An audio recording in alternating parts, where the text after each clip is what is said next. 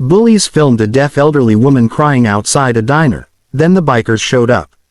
The evening sky hung low and heavy with clouds, tinted a bruised purple as the sun dipped behind the horizon. A cold drizzle had begun to fall, transforming the pavement outside Eddie's diner into a mirror of shimmering reflections.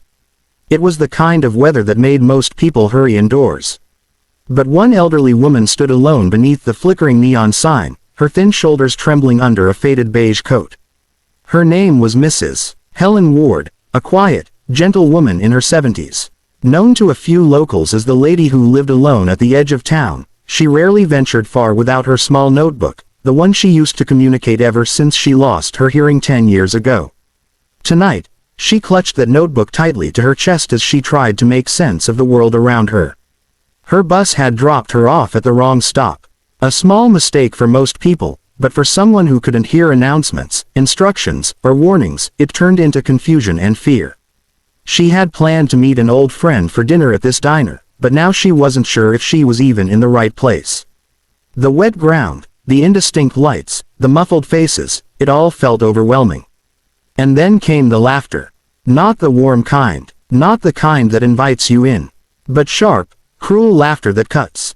A group of 4 teenagers, hoodies dripping, smartphones in hand, approached her. Their sneakers splashed through puddles as they encircled her like predators who had found easy prey. "Yo, check this out," one boy snickered, raising his phone.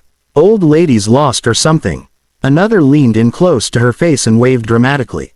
"Hey, can you hear me?" he shouted. Even though he didn't need to shout at all, she couldn't hear anything. Mrs. Ward flinched, stepping back, her hands trembling as she opened her notebook. She wrote shakily, "Can someone tell me where Main Street Diner is?" But the boy snatched the notebook before she could show it. He held it up to the camera like a trophy. "She can't hear a thing." He laughed. Look at her face." The oldest girl in the group tilted her phone, recording Mrs. Ward's distressed expression as if it were some kind of twisted entertainment. "Let's get her to cry," she whispered. "It'll get more views." Rain dripped down Mrs. Ward's cheeks, mixing with tears as she tried to reach for her notebook. Her hands shook, her breath came uneven, and her eyes darted toward the diner door, hoping someone, anyone, would notice. But no one did. Inside, people were eating, talking, laughing, dry, warm, and safe. Outside, the elderly woman stood shivering as the teens mocked her gestures, imitated her attempts at sign language, and filmed her every move. She tried to speak, her voice raspy from lack of use, but it came out weak and broken. "Please, stop." They only laughed harder. "Cry more, Grandma," one boy taunted. "Do it for the camera." She felt her heart pounding painfully in her chest. Her notebook lay in a puddle now, pages soaking and ink bleeding. She knelt down, trying to pick it up with shaking fingers.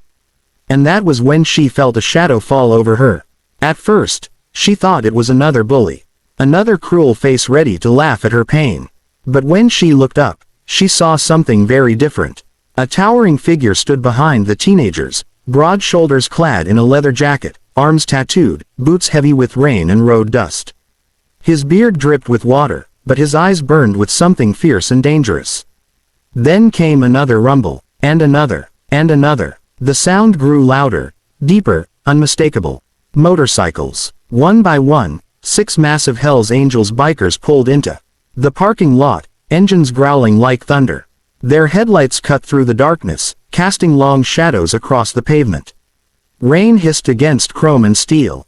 The teens froze. Phones lowered. Smirks vanished. The lead biker stepped forward again, jaw clenched. His patch read, "Hells Angels, Protector Chapter." He didn't say a word at first. He didn't need to. His presence alone was enough to make the teenagers stumble back. Mrs. Ward stared in confusion. She had no idea who these men were, but their sudden arrival felt like a wall of strength blocking the cruelty that had surrounded her moments ago.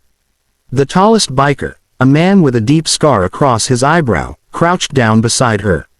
He gently picked up her drenched notebook from the puddle and wiped it with the sleeve of his jacket. Then he looked at the teens.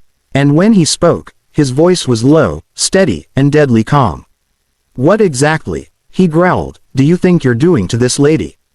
The teenagers backed away, fear washing over them as the rest of the bikers dismounted and spread out behind their leader, forming an intimidating wall of leather and steel. The rain continued to fall. The neon sign flickered, and for the first time that night, Mrs. Ward felt safe.